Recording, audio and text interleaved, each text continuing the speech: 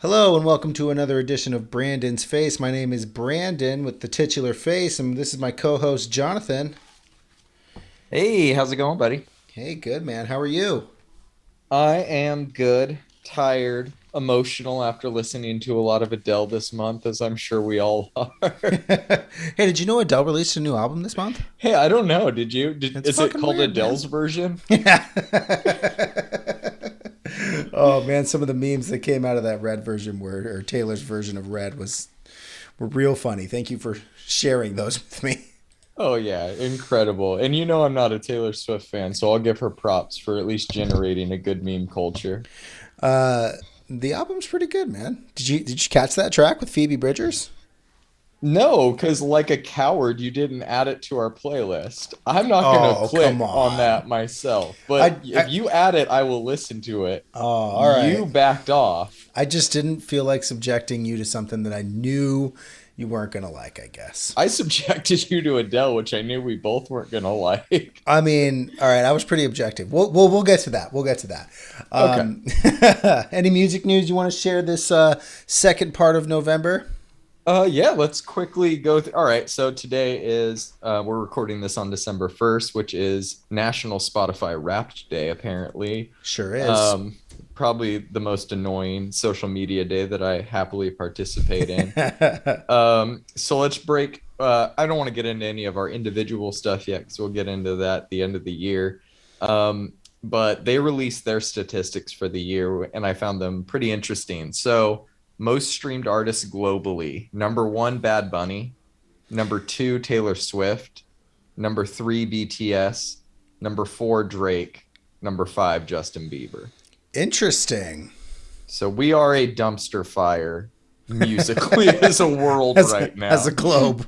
Yeah, we're not in a good spot. Most streamed songs globally: "Driver's License" by Olivia Rodrigo, number one. I Pretty can get easy to behind guess that one. that. Yeah. Montero, "Call Me by Your Name" by Little Nas X at number two. It's Lil. Lil Nas X, you are right, and that's what made him Lil. "Stay" with Justin Bieber by The Kid Laroi, which is the song that has been all over the radio, but you and I never talked about it and just kind of ignored its existence. And I think we should just keep doing that. Yes. We got "Good for You" by Olivia Rodrigo at number four, and "Levitating" featuring a little da baby by Dua Lipa at number five. All right. So pretty obvious. I'm a little surprised that "Levitating's" on there, because that was last year, but I think that just speaks to kind of the staying power of pop music when it's generated on the radio. But I think this is interesting. So the last topic I'll cover on here: most streamed albums globally. Number one this year, "Sour" by Olivia Rodrigo, which I think is obvious, although I do think Taylor or Adele would have had a run at this if they released earlier in the year. So I do think Olivia was obviously going to be the most streamed album this year. It had just an insane amount of hype. I think it's on the fifth radio single at this point. It's been a crazy popular album. Number two, "Future Nostalgia" by Dua Lipa. So that came out, like, I think early last year, is still dominating globally. "Justice" by Justice Bieber. Um, Horrible album. Who is Justice Beaver? He's a crime fighting beaver, Brandon. Um, Oh shit. "Equals" by Ed Sheeran, which I'm very surprised to see make the list, because that came out just a few weeks ago and it is awful. Yeah. But it made number four globally. And at number five, "Planet Her" by Doja Cat, which I know you didn't really love, but as a pop album, I thought was pretty good. I didn't hate it, but it just there's better pop out there for me, I guess. Yeah. All right. You want to do a fun one before we move on? Absolutely, I The do. top streamed throwback albums 20 years or older, according to Spotify. Number one, "Rumors," Fleetwood Mac. Oh, Number that's not two, surprising. "Nevermind" by Nirvana. Number three, "Hybrid Theory" by Linkin Park. Number four, "Appetite for Destruction" by Guns N' Roses. Number five, "The Beatles" by The Beatles. Okay, you just made me feel real old. Hybrid Theory is over 20 years old. Fuck, man. Yeah. I think that was one of the first CDs I remember buying. It's got to be late 90s, early 2000s, right? I think I think it's 99. It could be Yeah, it's 2001. got to be. I think Hybrid Theory was Wow. 99. You know, I still think 10 years ago was 1990 for some reason. Yep. Fuck, We man. are 21 years closer to the edge and we're about to break Brandon. Oh man, that album is a solid 10 out of 10. There are no skips on Hybrid Theory No, oh my God. One of the most influential albums in my life. of all time. Yes, no doubt about it. Are you All ready to right. move on to the playlist? I'm ready to get into the playlist, sir. So, as is tradition, we're going to start with the singles and the EPs, kind of just as in the order in which we add them for people who are just joining in and who have never listened to Brandon's Face. This is a podcast about a playlist. The playlist is always going to be in the show notes, and we'll throw anything in there that we talk about that we feel like adding in there. And yeah, let's just go ahead and jump into it. So I put on this EP. It's a split EP by two bands, Inner Love and American Beauty. I honestly don't even know how I stumbled upon American Beauty, but that's what drew me to this to find this EP. But they released this split and fucking great emo music, man. Yeah. I'm a fan of this. What do you think? I thought all four songs were really good. It's really cool to see bands still doing split EPs. I can't really remember one since I think The Story So Far and Stick to Your Guns did one. Uh God, that was years ago at this point. Yeah, a long time ago. Inner Love has like a really 90s alternative approach to pop punk that's pretty unique. And American Beauty was fucking awesome. They remind me a lot of Armor for Sleep, which is Yep. not a band I'm reminded of very often. I really like them. Stage Fright is a fantastic song. They remind me of American Beauty does of Armor for Sleep crossed with Saves the Day. Interesting. Okay. Yeah, I could see that totally. Those are the vibes that I get. They actually have a song called "The Gang Gets Emo," and love that. Love that. American Beauty is good. I just kind of stumbled upon them someday. I don't know how, but I'm officially following them. I like American Beauty better than Inner Love, but Same. I didn't dislike Inner Love. So I think they both did a good job on this. It was like going to an actual show where you kind of have Right. to sit through that band where you're like, all right, all right. Yeah, man. No disrespect though. It was good, just wasn't my thing all the way. Fair, fair. Alrighty, so I think it was you that threw on these, or was it me that threw on these Paranol tracks? You. Me, all right.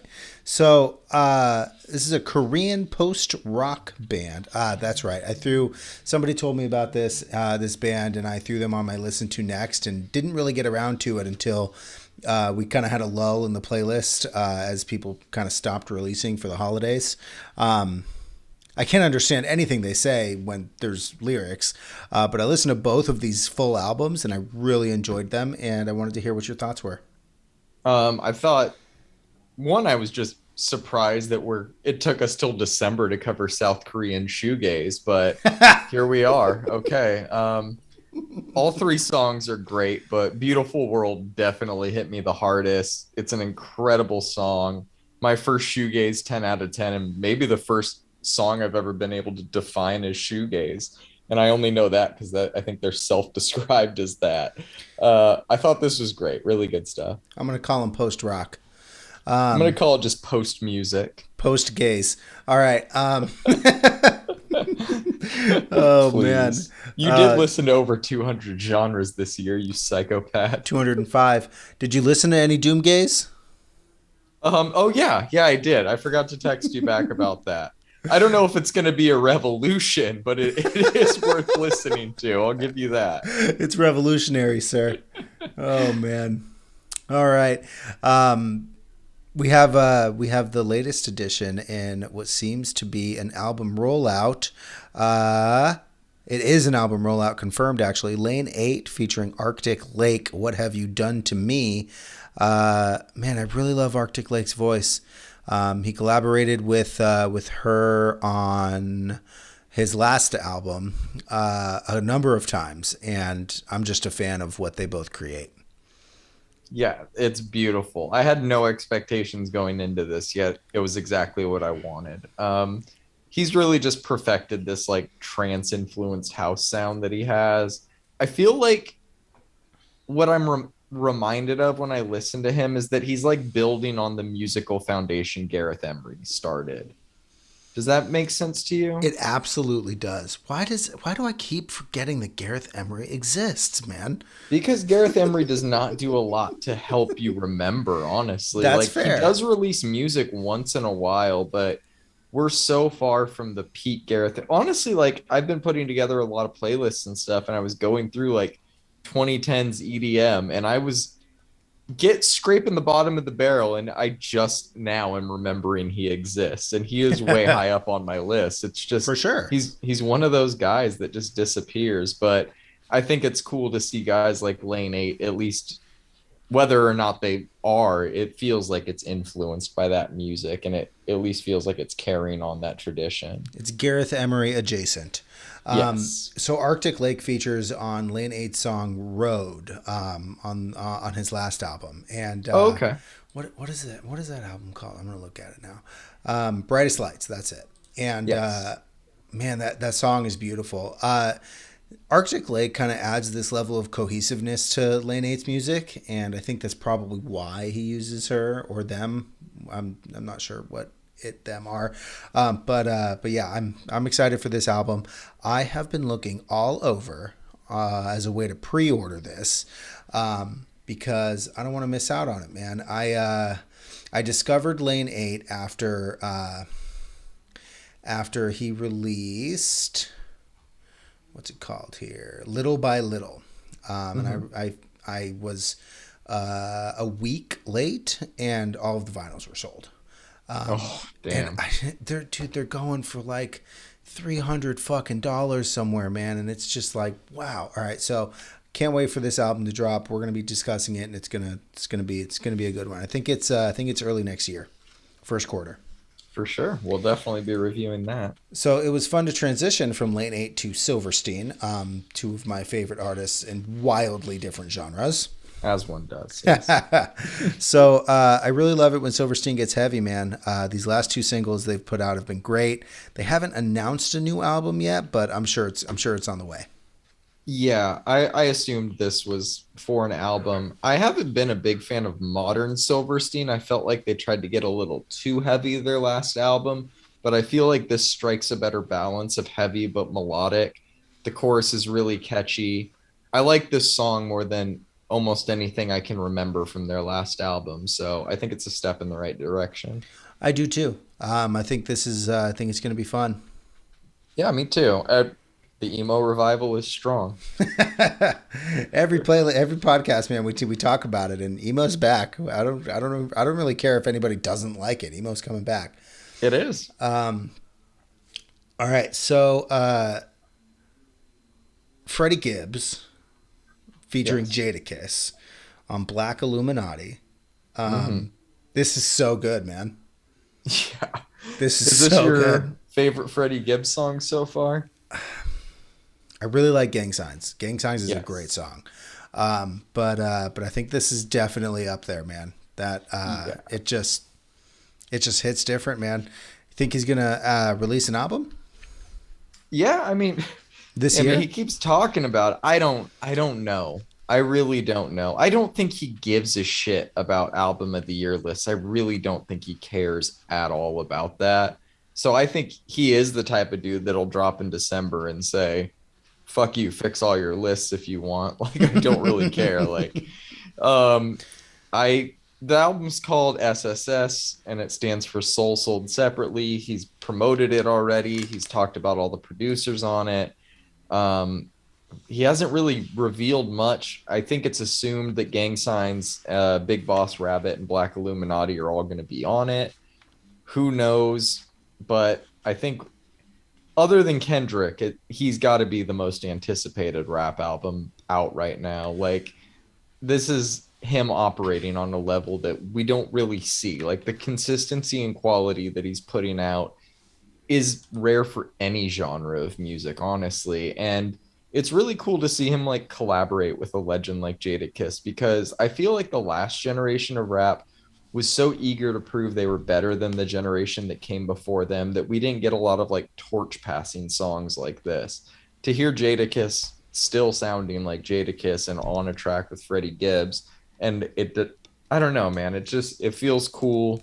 I love the overall like respect between them. If you've watched the music video, like during Jadakiss's part, you can see Freddie like mouthing almost all of Jadakiss's lyrics in the back. They're Gotta love that. genuinely fans of each other. You know, it's fucking awesome, and I feel like everything just came together. Instrumentally, this is gonna be maybe my favorite song this year. Phenomenal production. Well, I actually have not seen the music video. So I'm going to throw that in the show notes so I can watch it and everybody else Yes. listening can. Yeah, you got to love that kind of torch passing respect. It's funny. I never really looked at it like that, but you're absolutely correct in that, in that, you know, the last generation of rap never Yeah, it really was did that. very standoffish. It was very, I mean, by its nature, it's always very braggadocious and like macho, but like it felt not adversarial the way it did in the 90s. After the deaths of Tupac and Biggie, it felt like there was kind of, a truce, a, a peace treaty, I guess, between people, at least in terms of the disrespect thrown around or not working with other people. And then like the Jay and Nas thing happens, and these things kind of just run their cycle, and the media perpetuates these feuds and makes them much bigger than they are. Like honestly, I feel like the labels generate these feuds sometimes just to boost record sales. Cough Kanye, cough Drake. But like honestly, like it's all part of the game, and it's cool to be at least in a place for now that this stuff like this is happening. But who knows where it's going to be a year from now? Freddie could be just saying fuck everybody again. So we'll see. I'm enjoying it for now, though. Well, he tweeted that he had the album of the year. He did not specify what year. Exactly. Yes, that was a majority of the comments on that post. What year are we talking about, man? Right. We're not doubting you, but we need to know the year. Right. Well, I'm excited for it if it happens this year, next year, whenever.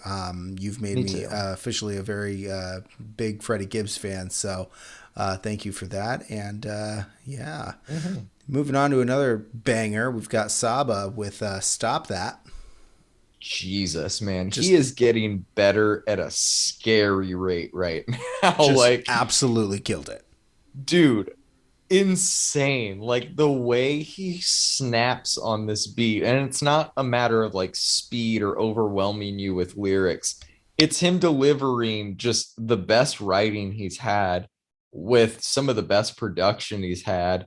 The I've turned a million down a million times, that's not a lot to me line is fucking phenomenal. But the way he delivers it is what makes it phenomenal. That would just be another line to a lot of rappers. Um, I'm very excited for his new album. Let me quickly look up the release date to that. It's early next year, February 4th. It'll be called Few Good Things. Nice. Very excited for that. The last two singles, Fearmonger and this one, have both been fantastic. And that's going to be an early album of the year contender. I can already tell because he seems focused. Yeah, he really killed it on this one. At the end of the song, there's like a voicemail. Have you called that number? I have not. No, did you? No, I didn't. I was gonna see if you did, but Granted, I grew up in the 90s, man. You don't just call numbers like that. definitely always It's just call always numbers the like that. sex line asking you to put your credit card in at the end. It's always that. Well, Oh, God. all right. Well, So okay, you take uh, Venmo? y'all take crypto, like, all right. So yeah, I'm excited for that one. Something that surprised everybody. Apparently, we've got Kavinsky with Renegade. Oh, Cautious Clay features on the track, which I thought was a very interesting choice for a feature. But yes, please, much more of this. Jude, man, the 8 year wait was worth it. Like, Absolutely incredible. we kind of had that weird fake out when a song got uploaded to his page a couple months ago that clearly wasn't new music by him. But I'm relieved that he ended up actually having new music coming. Still that signature like 80s French house synthwave thing that he's got going. Cautious Clay fucking met the challenge on this one. I liked Uh, this more than I liked anything on Cautious Clay's album this year. and I mean, I liked Cautious Clay's album. I think he had a few good songs where he kind of showed off his falsetto, but none of the instrumentals are like this on that album. It's a Right. pop R&B album, so by its nature, it's very different. But this is like Galan on Testarossa music by Zoo. Like when you True. put somebody like this on a song like this and let them just open up, it's insane, dude. Like he outdid the Weeknd's collaboration with Kavinsky. Like that's how good this is, honestly. Yeah, this is very good. So I don't think there's any Have word of an album, but if he's releasing music, there's got to be, right? Yeah, I was gonna say this has to be for an album. He did release a music video to this that is equal parts ridiculous and crazy, and I recommend you watch that. Well, I'm going to throw that in the show notes also. Alrighty. Yeah, I'm a big fan of this. So when you I hit need more play of on this, did you instantly go, "That's Kavinsky"? Yep. Yep. Yeah, absolutely. Yeah, Absolutely. it's funny that after one album he's like defined his sound already. It's really cool. Well, greats tend to do that. You look at Justice, you can hear any song and be like, any song by Justice that you've never heard and be like, yep, that's him. Yep. Yeah, you're right. Daft Punk, Yep. Chemical Brothers, a lot of them, yeah, all that way. Yep. Oh man, love it when you're watching TV or movies or something like that, and you hear the Chemical Brothers. And I was just watching I Give me one of them Zombie. block rockin' beats. No, I was just watching I Zombie, and they had a Born in the Echoes on one of the scenes, and it just builds that suspense exactly the way it needs to be in that scene. Oh God, they're so good. Fantastic. Huge Chemical Brothers fan. All right. I don't know if you knew that or not, John. So I do know that. Yes. we have I'm aware. a different version of Transparent Soul, or is it really just Transparent Soul with Just Kid a Cudi on the remix. track? Yeah. It's an interesting take, man. It doesn't You could take say it's bad. it You could doesn't say take it's away bad. from the original, and it doesn't really add to it either. That's where my notes were. I didn't hate this. I, I just it's think a it was mess. interesting. I think it's a mess. I think All that it right. had potential. I feel like his verse is okay, and when it is going, you don't really think about it. But before he comes in, the song does almost a soft reset because it like didn't flow into his verse naturally, so they had to like set it up its own way. His like hums at the beginning feel very tacked on, but that could just be because I've heard the original so many times and I know that he's literally just ad lib humming over that part. And honestly, I thought the ad libs and harmonies at the end just sounded bad. Like it didn't sound mixed well.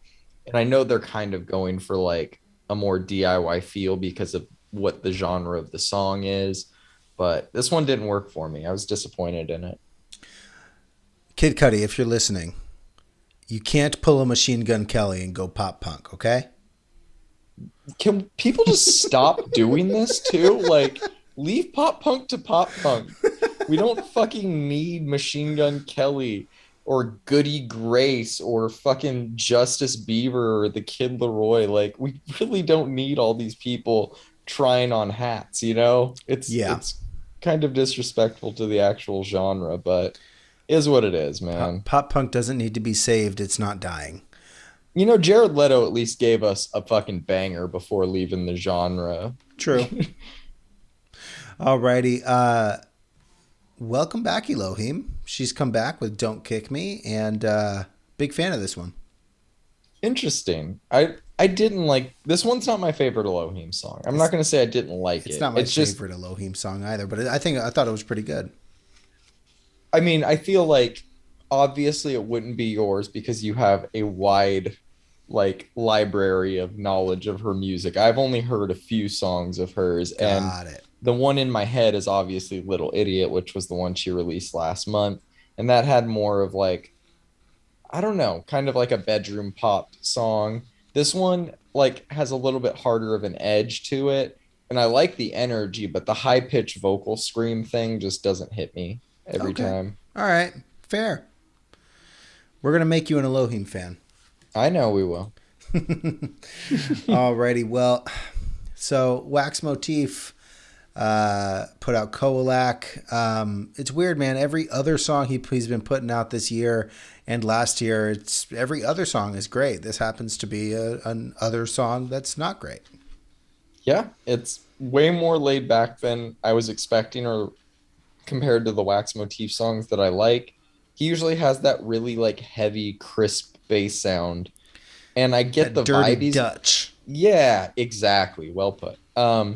I I get the vibe he's going for here, like laid back house with some more natural percussion elements and wind instruments, but it's boring. It's not good, and we know the type of music he can make when he's like firing on all cylinders. So Right. hard pass. Yep. It's not my scene. It was interesting. I'll give it that. Yeah, yeah, for sure. Try what you want to try, man. I'm just not gonna like it all. True. All right. So Kanye West put out "Life of the Party" with Andre 3000. Oh man, these bleeps are so cringy, bro. Oh my God. This is just Oh, cringe. So I rated this album a 1 when we did the whole album. This song, this cringy ass piece of shit, brought it down to a 0.5. Him I releasing this. yeah. So he released a few other songs. This is part of a Donda Deluxe. I spared you the ear bleeding of the rest of it or whatever other changes he's made to the album. Who gives a shit? I added this obviously because it's Andre 3000 and he's one of like the rarest verses to get. This verse was floating around uncensored for months, and in Kanye's original verse contained a Drake diss and all of this dumb shit. That's since been taken out of the song. Kanye replaced it with a very mediocre verse and ruined everything Andre 3000 was talking about, which was very heavy stuff in terms of like wondering about his parents in the afterlife and just like it's a very very well written verse by Andre 3000 and would have had like verse of the year potential, but Kanye has to go all fucking ABC at 5 o'clock on TV and just start beeping and booping everything. Like it's disrespectful to the verse. And if you're gonna have this quote unquote Christian album, then why even invite these artists to do this and not give them the guidelines that, hey, if you cuss, like I'm gonna bleep it because it ruins the song entirely. This entire album, both deluxe and not deluxe versions, are just made out of pure cringe. And I think we just need to stop talking about it, my man. Oh, you mean the Grammy nominated album of the year, Dog? Look, man, I, I, I I'm so mad that We'll have this the Grammy talk on another I podcast. can't, man. I can't with this fucking industry. All right, moving on. We've got Rico Nasty and Flo Milli with a song called Money. Do you know why I added this song? I don't. Because Boys Noise produced it. No fucking way. That's why I liked it so much. Yeah, I was gonna say lyrically, the rap style, obviously not the type of thing I normally listen to. It's a bit repetitive, braggadocious, bombastic, but it's always cool to see how he approaches producing different genres, and I thought it was cool. Yeah, he does some really interesting stuff with rap. He did what's it called? I Got It with Snoop Dogg on Out of the Hmm. Black, and it him that song closing that album made me just respect the shit out of him. Like, okay, you can do everything. Great. Yeah. Like, Yep. Yeah. I was very like if you listen to Oi Oi Oi and then Power and then all of Out of the Black, when it gets to that part, you're like, wait a minute, what the fuck? right. And it kind of really signified a change because when you get to Mayday after that, like hip hop is a big part of his sound at that point. Rock the Bells is a goddamn like hip hop Absolute influenced banger. banger. Yeah. Absolute banger. Like the Yes. definition, when I think the word banger, I think Rock the Bells by Boys Noise. Yeah. Yeah. When I think of if you had to pick one song to like the Rick and Morty show me what you got, I'm playing Rock the Bells for those fucking faces. Oh man. Oh, that show was so much fun. Um, Alrighty. Yeah, so that's neat. Thanks for sharing that. Good Of for you course, boys. And always get that money. get that money. Alrighty, so you put on a couple of songs by Cause. Yeah. You've got Fortunate and Addicted. Take it away, John. So he's one of the lesser known Dreamville guys, but he's a pretty talented dude. I liked a few songs off of his last album. I don't remember. I think it was called like Affected or something. I don't remember the album that well. It had a reddish cover. But so I was like, I'll throw his new singles on here, give him a shot. Fortunate didn't really do much for me, but I thought Addicted was a pretty solid track. What about you? I actually liked Fortunate more than I liked Addicted. I thought the production on Interesting. Fortunate was good. Great lyrics. I looked him up, and I'm genuinely not surprised he's on Dreamville. I'm going to hear more from Cause. I actually followed him on the Spotify. Yeah, his last album was really good. Definitely worth checking out. I'll throw that on my listen to next. Do that. Alrighty. Up next, we have Alesso with Hmm. Somebody to Use. So I Weird, don't, right? I don't follow Alesso. This has to, but I mean, he's very popular, so I would have known if he's been releasing music for the last 10 years. I don't think he has been, has he? So he had that big run in 2015 where he released his one album, Forever. He played Coachella that year. There's a vocalist on that album on the song Cool that I was a big fan of. And so that's why like I even knew so much about that era of Alesso. I've never followed his music outside of that or that song, I guess. And I remember he was getting really big and then he just kind of disappeared. I'm not really sure what happened. Musically, this sounds a little dated, so I don't know when this was made. I feel like it could make a lot more sense within the context of an album rather than a standalone single.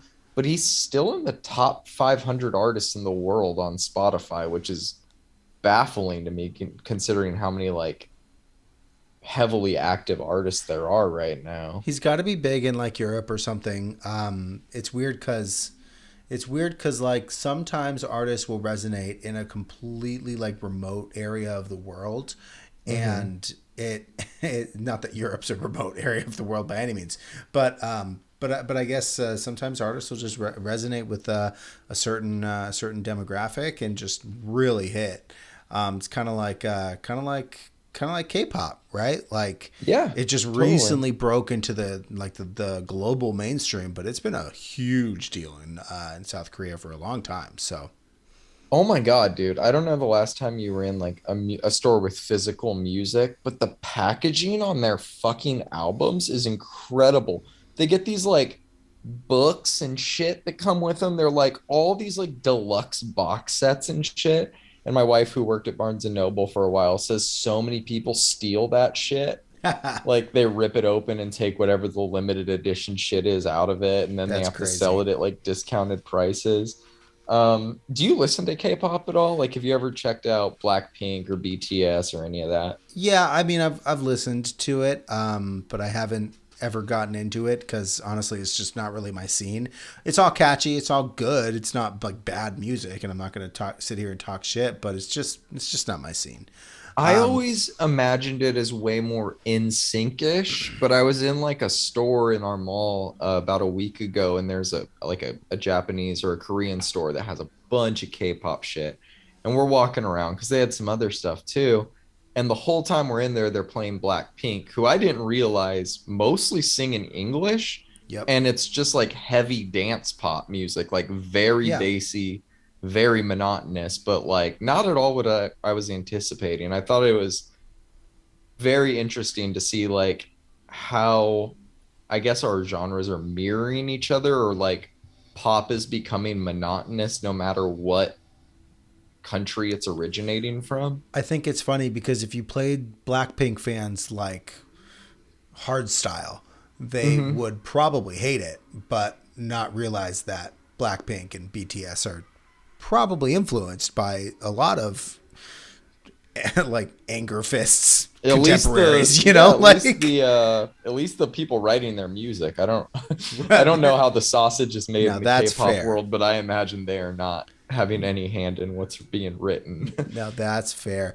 Yeah, you mentioned physical media. We have physical music stores. We have right down the street from my house. We have a cute little resale vinyl shop. He gets some sealed records in every once in a while. I actually grabbed a Young the Giant sealed and a Green Day sealed.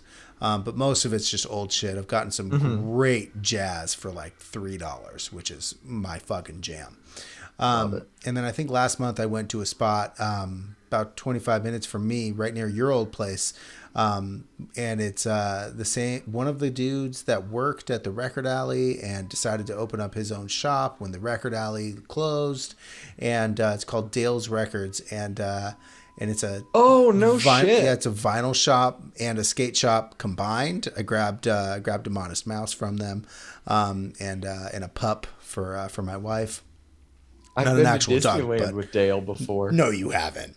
I have my wife and I met him there. Like there was a while where we were like regulars at Record Alley and we would just start to talk to him all the time. And then like this is when we had our passes and we would go with you and your wife as well.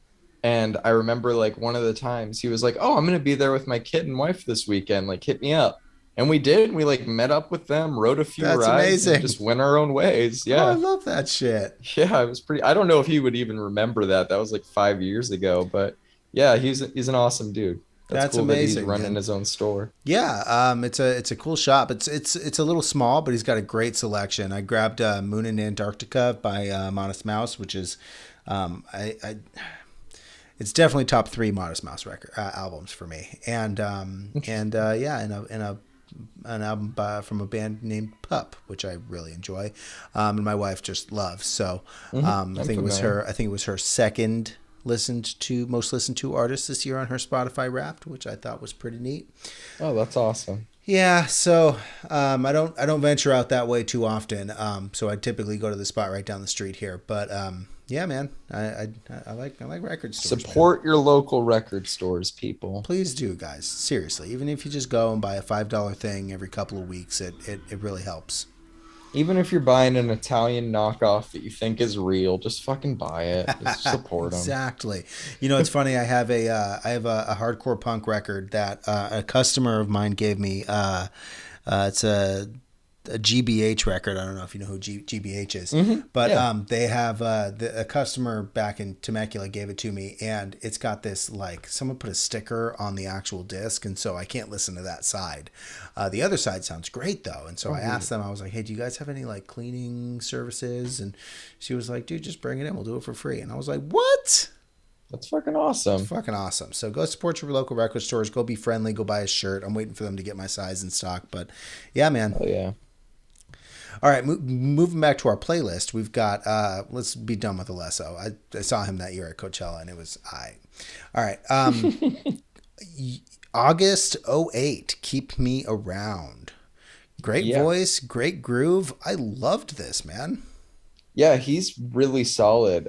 He came up on my radar in 2018. He put out this EP called Father, really fucking good. Every song kind of has a different feel to it. It's not traditional R&B by any like measure, but it's R&B at its core. Um, and I didn't really keep up with him after that. I'm sure he's released a few songs, but I was happy when I saw his name pop up on my release radar. And he's still very solid. He always stays in his range, doesn't oversing. The song's really good. I mean, it's just simple and catchy. It's not going to be like heavily memorable, but it's a good song. Yeah, I thought it was really good. I really enjoyed it.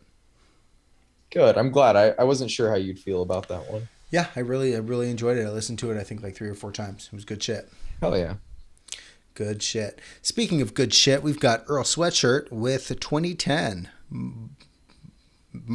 My man's killed it on this, bro. Yeah. Yeah, this is insane, dude. Do you want to go or shall I? Uh, Go ahead.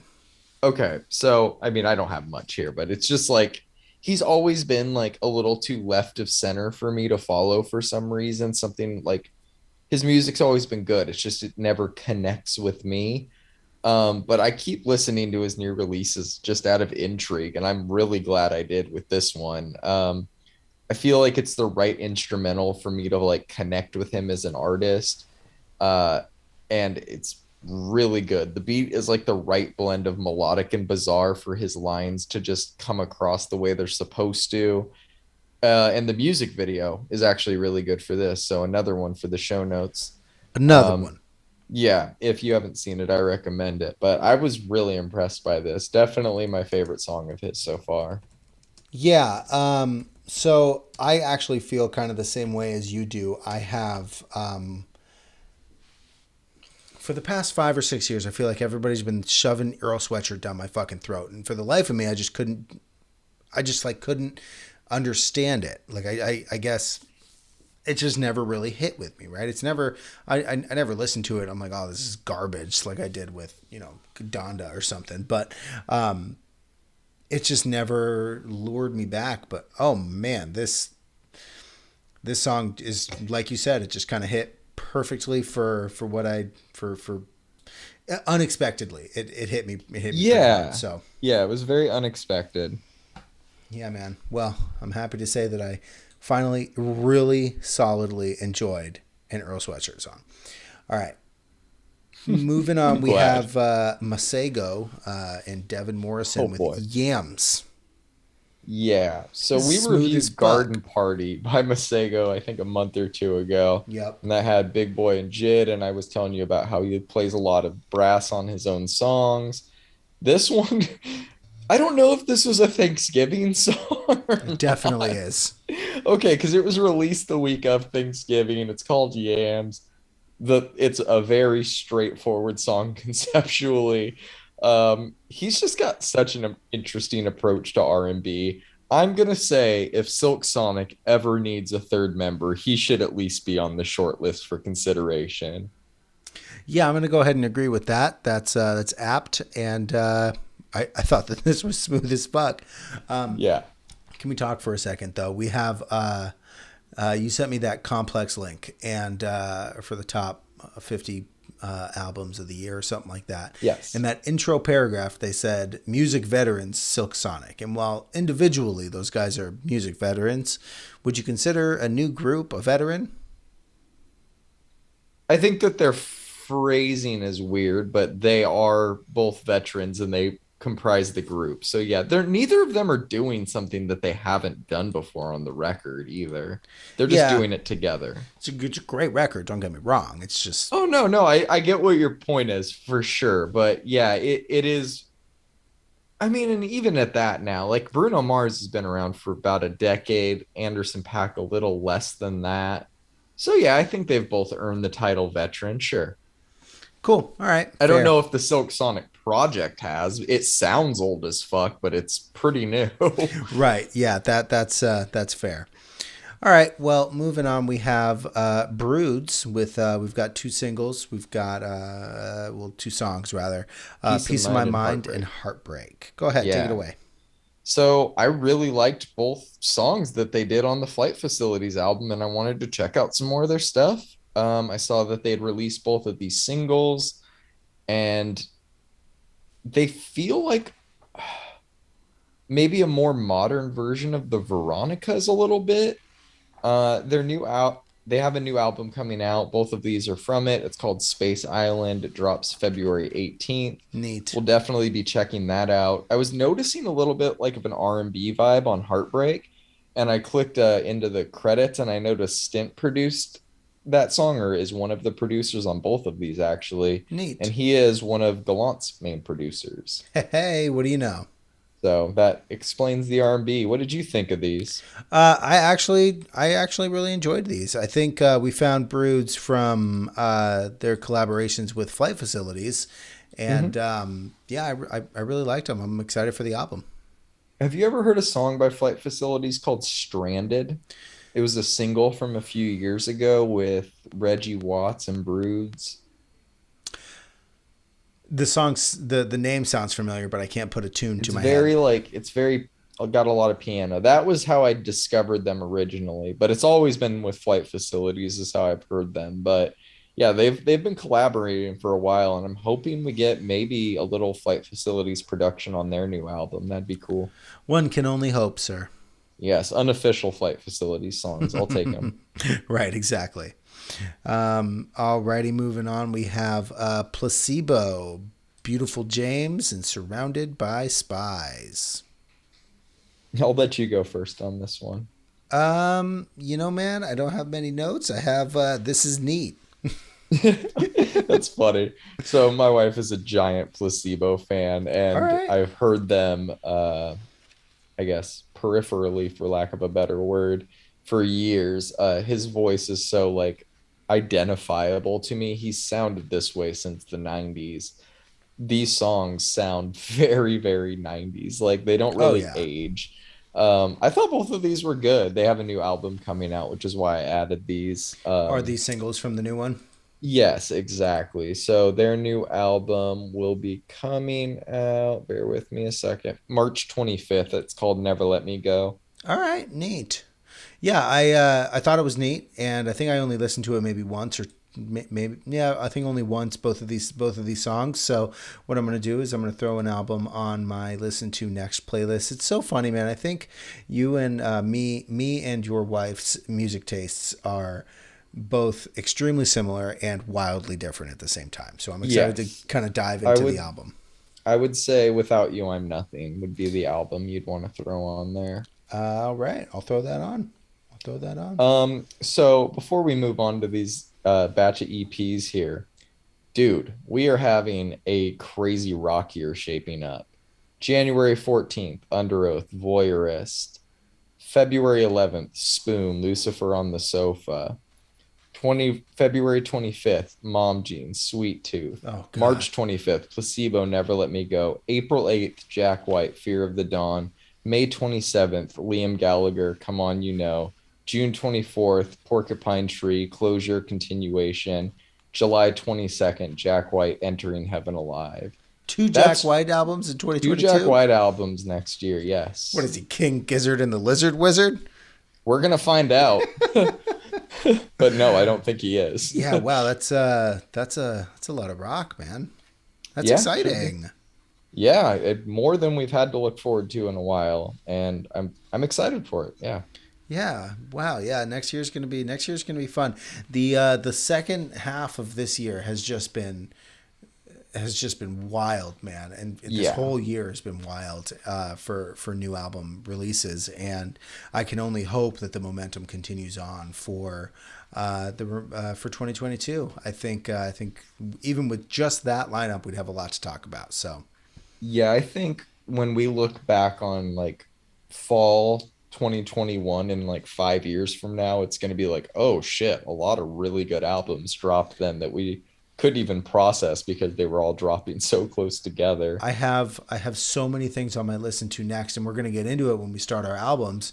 From things that I just like peripherally like wanted to check out, but there was so much more happening at the Mm-hmm. same time that Yep. that my attention was drawn elsewhere. So we'll get into that. Let's jump into these EPs. We have first up K Tronada with Intimidated. Um, all right, I'm just gonna go ahead and take it. Go for it. So Intimidated is great. I love her on this. The beat on Be Careful is fucking awesome. Everyone has talked about loving Kate Tronada for so long, and I'm just not sold, man. It's not bad music by any means, but it's just not something I seek out. This EP is great though. So those were my notes. I think Intimidated was my favorite out of all three of these. No shit. The one of the best songs all year was one of just your favorite song off the EP, really. Yeah, I agree with everything you just said. I feel like maybe it's hard for us to verbally define, but it's just his music is like a little too like shuffle housey to ever like vibe to. It's I don't maybe it's the EDM Earl Sweatshirt. Like it's like always every like critical person is like this is what you need to be listening to and liking, and you're like I can't connect with this, but it only takes the right person on the song to make that happen, and I think her really does that here. I've liked a few Kate Renata songs before this, but instrumentally there's usually something about his beat where I'm like this feels a little off time or something, and I know that that's what he's going for, but it just doesn't always connect with me. Intimidated, perfect song. Everything I said about the Jada G, Both of Us song a few months ago applies to that song. Yeah, that's Um, fair. any song I would describe as sounding like it would be on a modern version of a Romeo and Juliet soundtrack by Baz Luhrmann that's the ultimate stamp of approval for me. I need to actually start making this like soundtrack, this mythical soundtrack. Um, I thought be Please careful. do.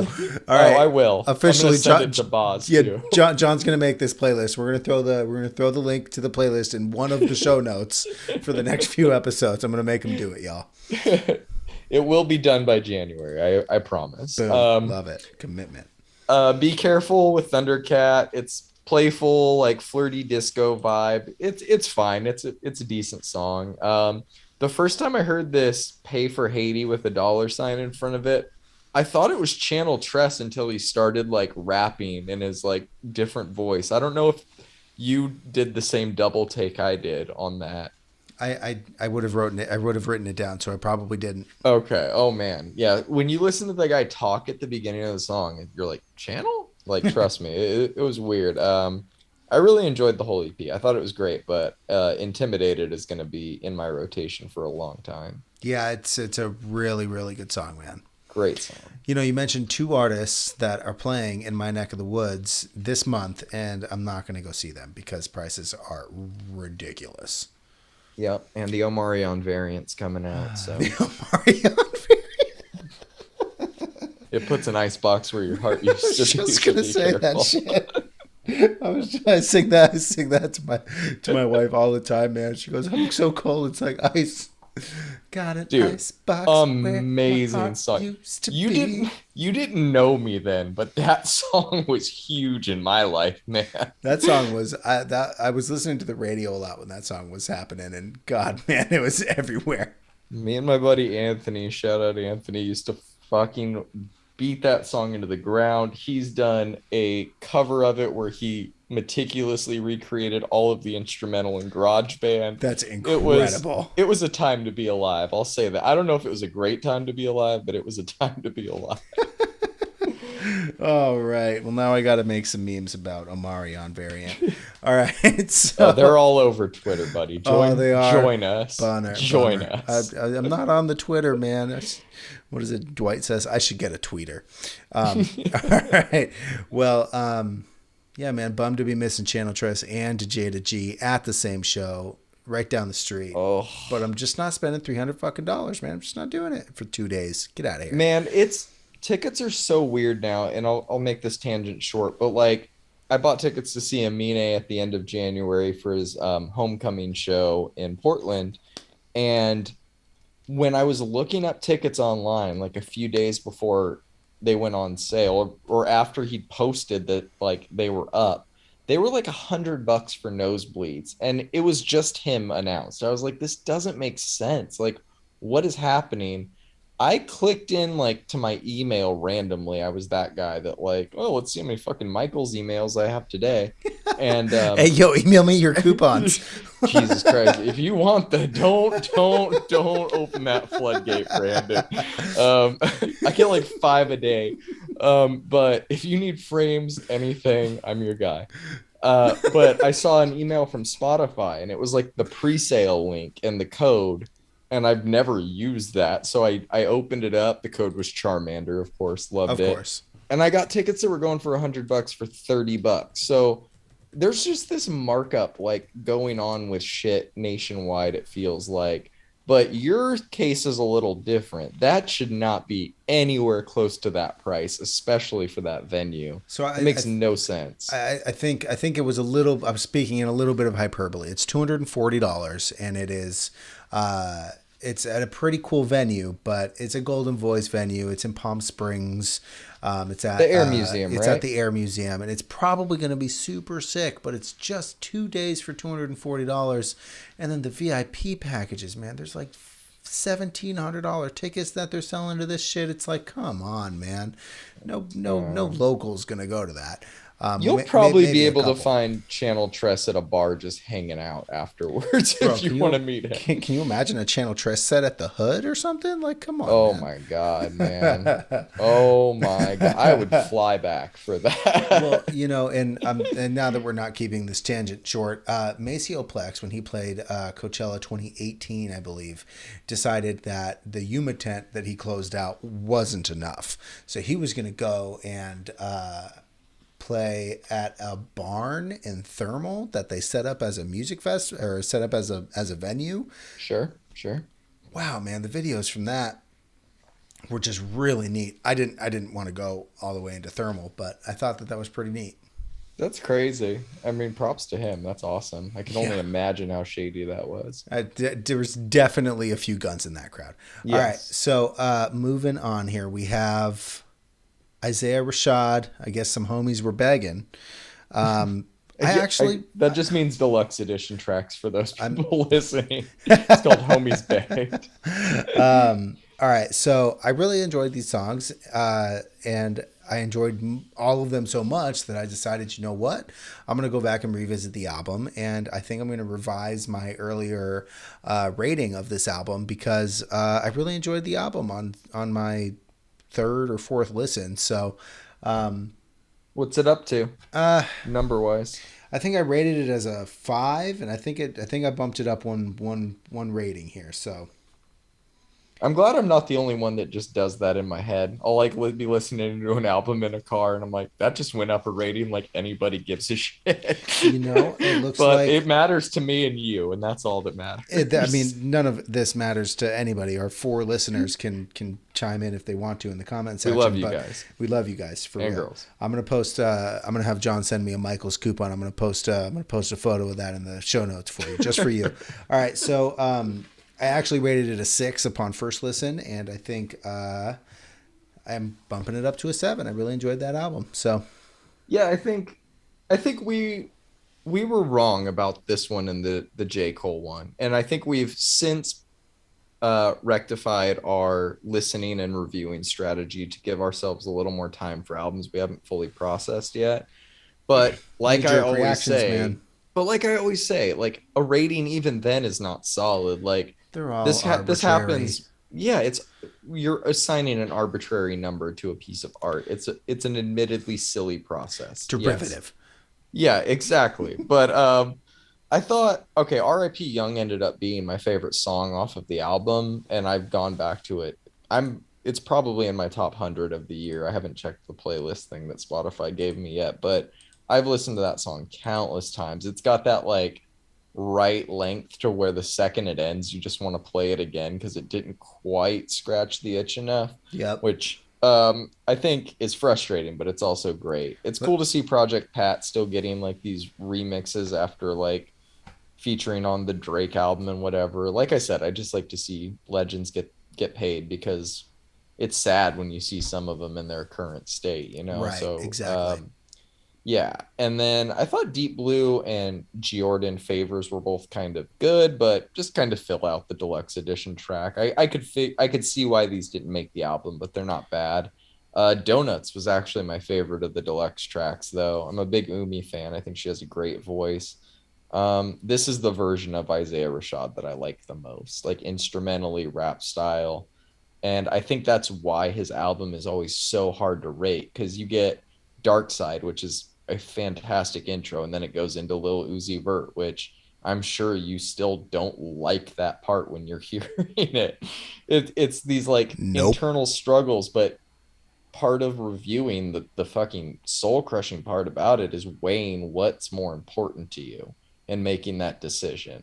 That's where it's hard. Well, But upon my last listen to it, I was able to successfully ignore it. So, good, good. I mean, honestly, like when I like finally move on from reviewing these albums, I take the songs I like, I put them in a playlist, and I ignore the rest usually.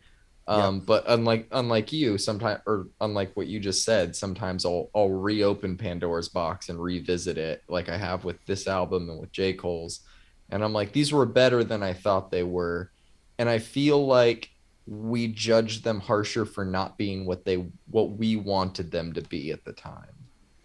Yep. I agree, man. Think we definitely judged this one too harsh, and I went really hard on not liking J. Cole's last album, and I've revisited that a number of times, and it's very good. Upon my sixth or seventh listen, so yeah, I think our system that we've developed about kind of waiting for albums that just released to sit with us a little bit longer, like we did with specifically the Ginger album, Mm-hmm. gave and actually sitting with it actually brought it down a grade because I think Knee Jerk, that album was just like 10 out of 10, but Yeah, like recency bias. it wasn't a 10. It was a solid, it was a solid 8 for me, and you know, I think that that's important. So I agree. neat. All right, moving on. Something I absolutely just super fucking enjoyed, k.flay with Outside Voices. Preaching to the choir, brother. I'm Afraid of the Internet is absolutely hilarious. And it's so true. She's got such a great voice. She's worked with Cascade and a number of other electronic artists. And I think that this was right up my alley, man. Loved this shit. Yeah, I like Nothing Can Kill Us is fucking awesome. It's got that like subtle drum and bass influenced pop sound that Deb never fucked around with a little bit. It's Yes. lyrically what I expect from a K.flay song, and it was a great song to kick the EP off with. I'm Afraid of the Internet, definitely one of her best tracks in my opinion so far. She fuses like the wit and cynicism of Bo Burnham's Welcome to the Internet with like her own signature indie pop rock sound. Yep. And it's one of her most ambitious songs. Yeah, this was not an easy one to write, sing, or pull off. Maybe There's a Way reminds me of something Mika would have fucking done on Life in Cartoon Motion like 15 years ago, which is a curveball I wasn't expecting. And then just, I mean, Weirdo, Carmel, and Symphonies, both fantastic songs. This is a great EP start to finish. Um, Give me a K.flay and Deb Never collab and tour. That's what I want after listening to this. Yeah, I really, really liked this one. So Same. big fan of this. Big fan of this. Huge, huge. Alrighty, moving on. We have that kind of ends our series of EPs here, and we have a new Avril Lavigne song. Can people stop reviving pop? Wait a second. She's not reviving pop punk. She's bringing it back, John. So I constantly all year have criticized pop stars for cosplaying rock stars, and I was about to do that with this review, and then I was like, "This is what she's been all along, though. Like she's not changing She's not anything. changing, man. This is This is very much her. still, this is still her." But, and I'm just gonna jump into my like brief Do it. thoughts on this. Is I just don't understand the demographic her image is trying to appeal to. She's 37 and she still sings songs about like Hello Kitty and saying shit like you're gonna wish I was your wifey. And it all just comes across a little weird to me at this point. Like just a grown child.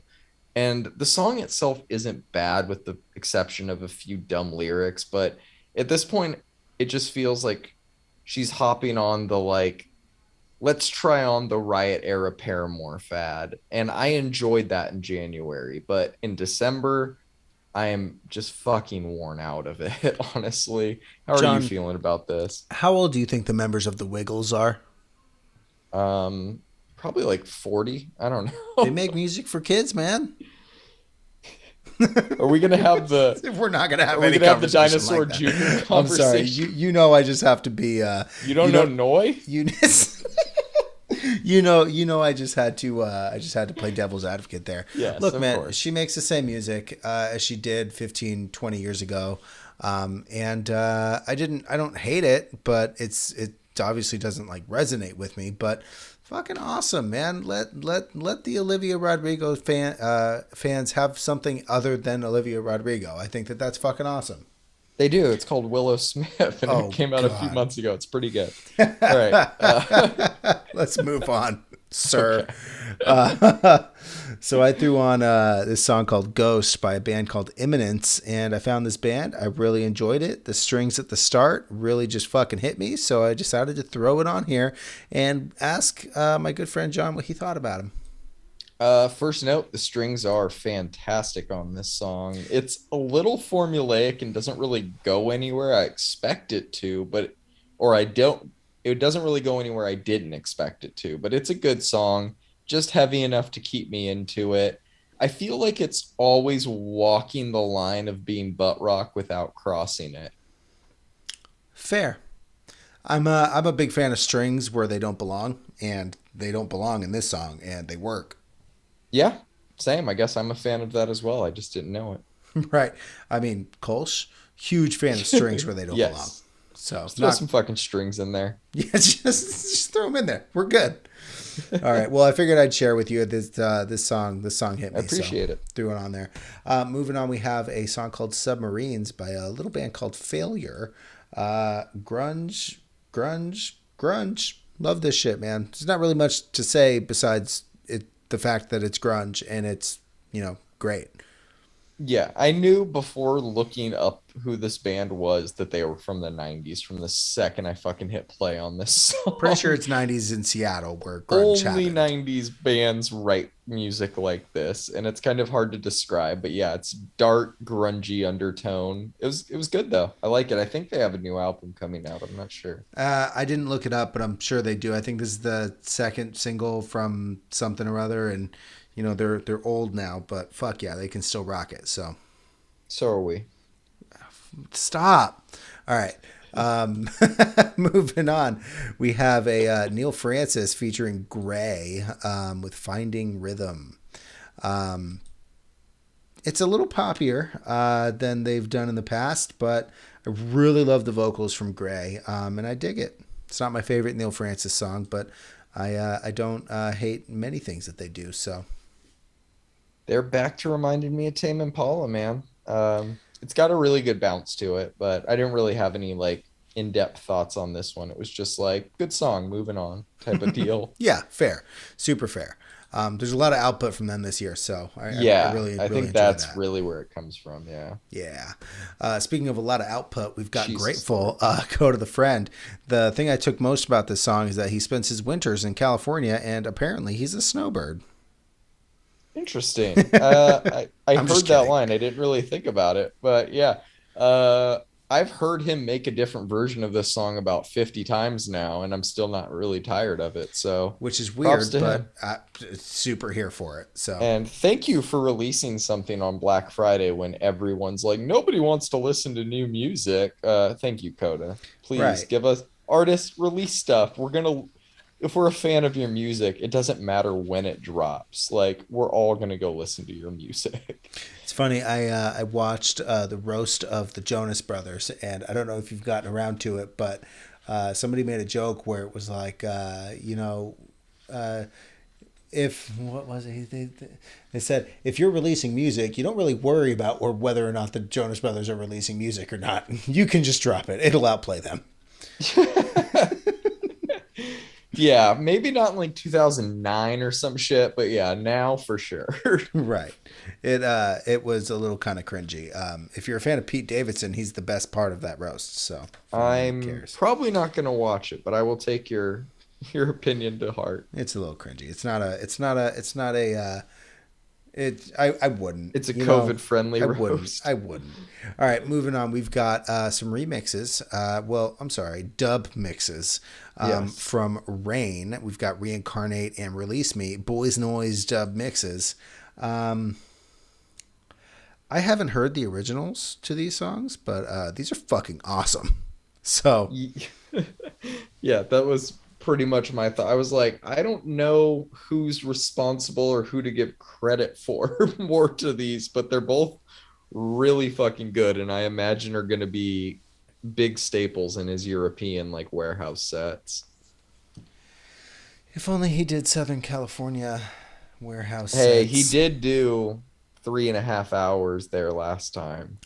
I was kind of bummed it wasn't at a warehouse, bro. I know. But it You was still know, the dope. thing about not living in a country where the Berlin Wall fell is that there's not a lot of people that have just taken over old power plants and shit and turned them into 72-hour anything goes clubs with no phones allowed, you know? Are you telling me all I need to do is just make an old power plant? I can make an Is old power plant. Would you rather go to Tresser or would you rather go to Berghain?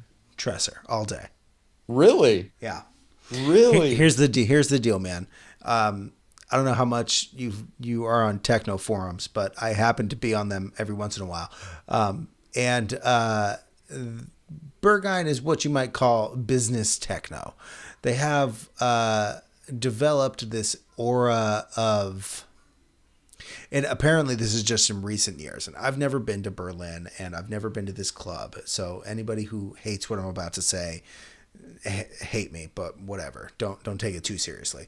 From my understanding, they've developed such a reputation that they just hire whoever's most famous right now in that neck of the woods, and they just let them go to town. Boys Noise probably has never or will never play Berghain because He has. He He's has. played it. Mm-hmm. Okay. I think once. Right. But it's really all the Charlotte DeWitts and the Sam Paganinis and the it's just the kind of business side of techno. It's not really musical. It's just 4/4s and some percussion. You know what I'm saying? Yeah. So, no, I totally got you. If I had to choose a club to go to in Europe, it would probably be Tresser or Printworks in London. And I don't. Literally Printworks is the only reason why I would ever go to London. Like I have no want to go to that city, except for going to Printworks. So, well, add that to the list. We're gonna do it, man. All right. Yeah, Boys Noise played there for the first time in 2014, and Jejo actually opened for him. Oh, see now Jejo, that would change my mind.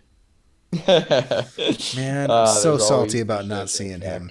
I So know salty. he never opens for him in the States. Fucking Jejo, guy. we want to see you. Please tour with Boys Noise. That would be amazing.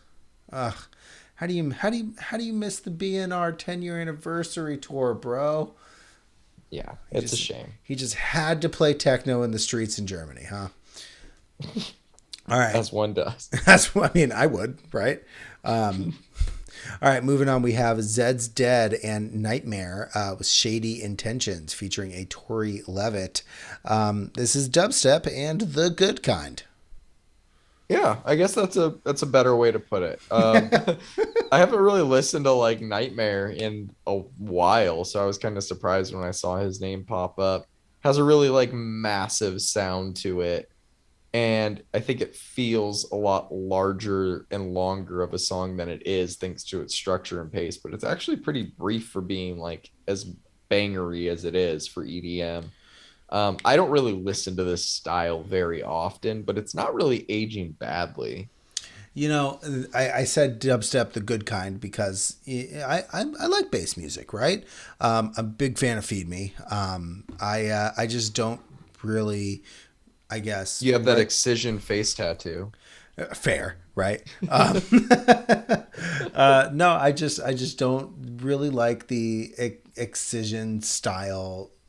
Just shake the world fucking dubstep anymore, and this is way more my style.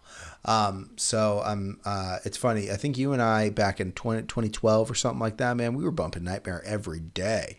Like it's good I shit. will be getting into a lot more of my thoughts on dubstep in our Res album review, but it was an interesting time, and some of it has aged very well, like when you say the good kind.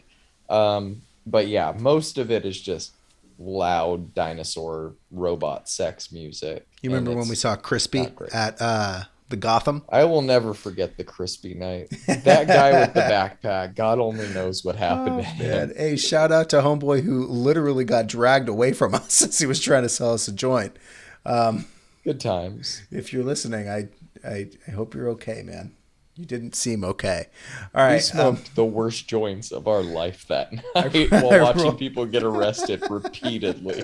That was a fun night, man. I don't know how they didn't catch us rolling the joint on the floor of the rave, but because we were sober and we were like actually being like when people are trying to hide pills, they are not as worried. I think it was because the dude reached in his backpack. It wasn't that it was weed. I think that's the least of their problem. A 2-gallon Ziploc bag full of joints, bro.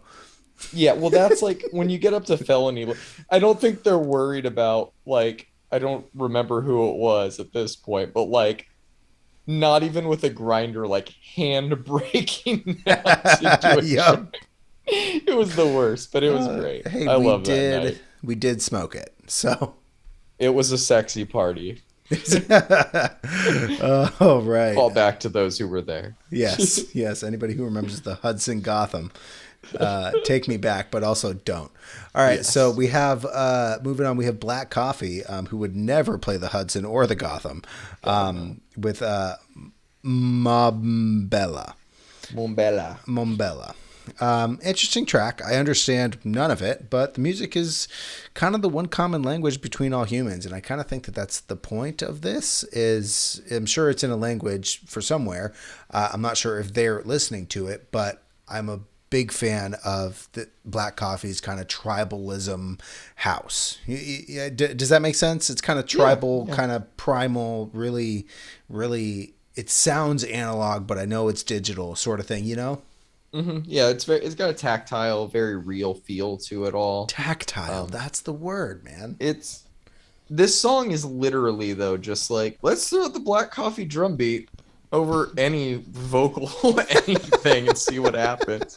Like I think if you like Black Oh Coffee's man. drum beat, then you're gonna like this song, and you're also going to like every Black Coffee song because they're all the same drum beat. Oh man. You love to see it. All right. Yes. Moving on. Do you have anything else to say about Black Coffee? No. No. Moving on, we have something I threw on. This is not business techno. This is Scratch Massive Take Me There Ame remix. I'm a big fan of Ame, and the percussion on this track is proof of why that's a thing. Yeah. I interesting. I I wanted to like this one, and I thought I would when it started, but it just felt like a really long build for not much of a payoff. And I don't mean that in the Where's the drop drop, sense. bro? No, I don't mean that in a where's the drop sense. I We've know, I we've know. covered far longer builds. We just fucking did a Stephen Bodson album that's 2 hours, man. I'm used to It's some all built. builds. But yeah, build up, breakdown, pause. That's just like build up, mellow out, pause. More like, but this one, yeah, like it just didn't do enough to keep me interested or wanting to come back to it. Fair. I can see that. I really just the drums just kind of drew me in on this one, man. And I don't know. I really dig this. Maybe I'll make you an Ame fan soon. Have you seen the movie Whiplash? Holy shit, that movie's fantastic, man. Well, then now I'll be able to tell you just when something's not my tempo. And you'll understand Oh what I'm talking. man. I won't throw a symbol at your head, but yes, top 10 movie of the last decade for sure. Amazing. You know, Watch it if you haven't. sometimes when I think about J.K. Simmons, my mind starts to say J.K. Simmons, and then I say J.K. Rowling, and it's two completely different things. But Oh wow. Could you imagine her in that role? oh man, Just slapping him in between beats. I can imagine She's that. like, I can "You want imagine that. trans rights, you bitch." Looking J.K. Rowling, god damn it, ruining everything. Oh man, you didn't know, man. You've been gay the whole time. All right, so all right, You're a homo, Harry. moving on. We're gonna stop that right now. We've got Naked, featuring May Muller and Polo G with Better Days. This is absolutely fantastic. Yeah, I so unsurprisingly, I heard this song on the radio. Because it sounds like every other pop song on the radio. So Polo G's one of these like new rap guys that I'm still ignoring. Like I don't give a shit about him. I know he had an album come out this year. I know it's not gonna make some end of the year lists. Probably not too many outside of Complex, but we'll see. I thought this was a well done song. I'm sure his popularity is the reason it's getting some radio play. Naked's been around for a while and they've been making this poppy EDM, so it's kind of weird that it would just take a big feature to break them more or less. But the song's blowing up now.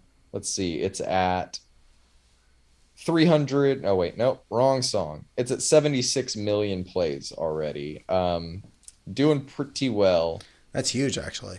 Yeah, their song Good for Sexual is them. at 371 million. Fantastic song. I love that song. Nice. Um, go for it. Well, I mean, I don't have many notes besides this is fantastic, but um, Polo G is just it's another Earl Sweatshirt for me. I just don't understand it. Maybe I'll jump back into it. Maybe it's too cookie cutter for me. Maybe it's too generic. It just doesn't hit me. Yeah, there's This there's song was good always though. like yeah, it's just man, I don't know. There's too many of them for I will consider this my entry point into knowing who he is. You know, this is the first song of his where I'll be like, all right, he's a part of this, just a verse on it, but at Right. least now I have a reference point. I Yep. honestly didn't have one before. Well, this song wraps up the singles, and we've got a couple of albums that we're going to be talking about. And Yeah, a do you have anything handful. else you want to say? And about any of these singles? Nope. I am very ready to talk about these albums. There's some Dope. really good stuff in here. So, all right, first one on here, we've got Illuminati Hotties, which is just a great band name. Album is Let Me Do One More. So this came up on one of my indie radars that I follow, and I threw it on my listen to next. And God, we were just so busy when this one dropped. I think it was October. It might have even been earlier in the year. Sure. But we've been busy all year, so it just kind of sat on my listen to next playlist, and finally you and I kind of had a little bit of a lull, and I decided to listen to it, and man, it really surprised me, dude. This is a great album. It did release in October. Looking it up, it was getting a lot of buzz. I didn't want to add it though without being familiar with it. So this Hmm. is right on my alley, man. It's punk. It's young. It's angsty. It's pretty at times without kind of compromising the I don't give a fuck attitude that they kind of curate. It's fun, and it honestly sounds like a beginning of summer album, which is weird why it released in the fall. But it kind of reminds me of my party days, man. They aren't reinventing any sounds or pretending to be anything they're not. But I really enjoyed this one, man. I gave it a 7. I think my standout is that opener, Pool Hopping.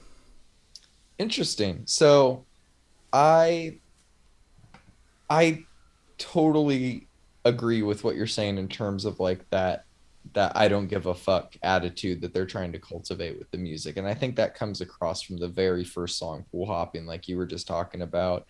That instantly the album does a really good job feeling new and nostalgic at the same time. And I wasn't necessarily liking some of the songs, but they were always interesting enough to keep me intrigued to keep listening, even when like musically it wasn't connecting with me.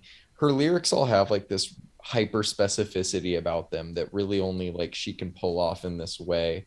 All of the songs are well written, but like my favorites on the album are Pool Hopping, Moyaya, and Joni, LA's number one health goth, because they all have like this distinct DIY and almost like improvisational feel to me. Yeah. I think that they're at their best when they're off the rails, and they're most off the rails on those songs, which is why I think I gravitate to those more than the rest of the album, which tends to be a lot more tame actually, especially compared to the first two songs, Pool Hopping and Moyaya. Um, but the rest of it's good, maybe just a little bit more generic alternative indie pop rock. But this album surprised me more than a few times, and I did enjoy it. I gave it a 6 out of 10, and Pool Hopping was also my favorite. Boom. Love it. Joni, LA's number one health goth, is just, God, it's the best song title of the year so far.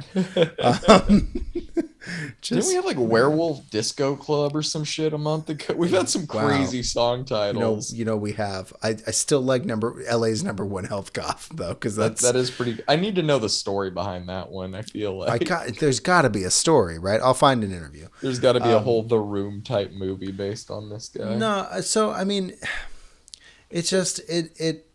I don't know, man. I really dig this kind of stuff, and you can tell that they're not trying too hard. In my opinion, they just make this music because it's fun and it's a living. Totally. We're gonna go hop some pools, smoke some weed, and get drunk on $2 Chuck. This is kind of my take from this whole album. So Yeah, I enjoyed it. I agree. cool, man. Cool. Moving on, there was an album that has been getting a lot of buzz, and Rightfully And so. rightfully so. And I'll let you take it away. We've got Magdalena Bay with Mercurial World. Yeah, I think you and I have both been blindsided by like how much good current pop music is out there right now and how much of it we're connecting with. I think when this year started, you and I really thought of like pop, at least at least I did. I don't want to speak for you too much, but we weren't adding it at the same rate we were adding other genres, and we tend to define Correct. pop as Billie Eilish, Doja Cat, Dua Lipa, The Weeknd, giant pop stars. And I think that's pop by its definition. That's pop as in popular music. But pop is in pop the genre, like the sounds that you hear when your brain thinks pop. This is it for me. The Marias, they do that for me. It's a certain tone in the music. And this album, from like the moment I played it, just blew me away. And I knew it was going to be one of my favorites for the year and not just for pop. Because much like that Maria's uh, release earlier this year, I went from like not knowing who they are to essentially being like, yup, follow within Huge about a fans. second. Yeah. A huge fan of And Maria's now. and the way I found them is so different. You know, the way you find music has just always evolved from the radio to social media or from MySpace and now to like Twitter. They were smart and posted a little video showing off the vinyl packaging for their album, which is beautiful. And the video had the single Secrets Your Fire playing over it. And that was my first exposure to them as a band, first time hearing them. And that song is so good. So of course I hear that like Dr. Dre style high pitched West Coast synth in there at the beginning. Yep. And I'm like, all right, I gotta know what this is. And so I look them up, find the song. The song blows me away. And I realized they just released a new album. So click on it. I added it on here without previewing it, honestly. I was like, I feel like this is at least worth examining without skimming based on what I've heard. And when I finally got around to listening to it, I couldn't stop. I listened to it about 5 times the first day. And that wasn't all because I was a fan. That was also because my Bluetooth and Spotify were being weird. And it's the only album that would play like without issue for some reason. So I was like, well, I'm going to get used to this one really quick. Real weird. Yeah, but it honestly, it didn't burn me out on it. And I think that's a testament to how good it is. I've cooled down quite a bit on how much I listen to it every day since then. I don't think I'm ever going to top that, but it's just as amazing every time I revisit it. A concept album with like a 90s cyberspace aesthetic isn't something I was really expecting, but I fucking love it. I never wanted an artist to cover Barbie Girl so bad in my fucking life, but I think they would knock it out of the park. Big Aqua fan, are you? Yeah, yes. I actually am. I bought that CD. And no, Barbie Girl's not the best song on it. I'm a Candyman guy, so you could just put that one to bed.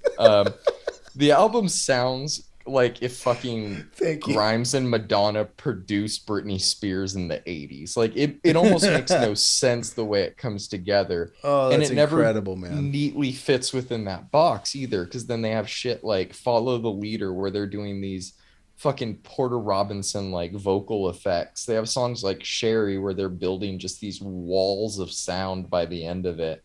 It's unlike any album I've ever heard. Nothing is better than an artist building a world and letting you experience it. And that's what this album is. It's an experience. I gave it a 9 out of 10. Secrets Your Fire was my favorite, but there's no skips on here. Yeah, so definitely no skips. It's funny, when you added it, I texted you that there was buzz about this album, and it was already on my listen to next because of how much I had been seeing it across the internet, and nowhere popular. No, nowhere that was like getting, tens of thousands of likes or anything like that. People were posting it here and there. I saw it on Spotify. They pushed it to me on album suggestions or something like that, and I ignore most of those because I go from gore grind to Adele, and it can't. There's no way their algorithm can properly predict something that I'm going to like. So I typically ignore those, and then it came up again, and I was like, you know what? I'm going to throw it on my listen to next. When I get around to it, I'll get around to it. The album cover's super sick, so let's go for that. And then you added it on here, and I was like, you know what? I guess it's time, man. This is an incredible album, like you said, man. I love the imagery that's created. With the sounds, like you said, there's walls of sound, there's Porter Robinson synths, it feels like an edgier Churches record, and I was a huge fan of Churches, and then all of their music kind of started to sound the same to me, but this is it's special, man. It's a great synth pop record. Halfway is just fucking awesome, like that minute and 58 seconds of just pure fucking awesomeness. I gave it an 8, and my standout was Something for 2. Interesting. Wow. Yeah. You had, so your standouts would pretty much be halfway and something for two. Yep, for sure. That's interesting. I connected with a lot of this album, but I kept coming back to Secrets, Sherry, and Follow the Leader the Oh, most. Secret. It's all good. Like you said, there's no Yeah, yeah, skips. no, no. I just think it's interesting how like different personality types can gravitate towards different songs, but both love the album, you Well, know? and I think albums like this do a really good job of, like you said, creating a world and letting you explore it. I love that, by the way. Totally. Great Totally. synopsis.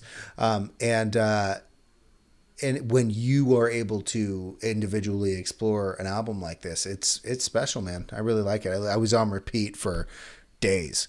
Like it was a good one, man. I kept coming We'll back be to it. talking about it at the end of the year and more than a few topics, I'm sure. 100%, 100%. Yeah, it was this was a very good one.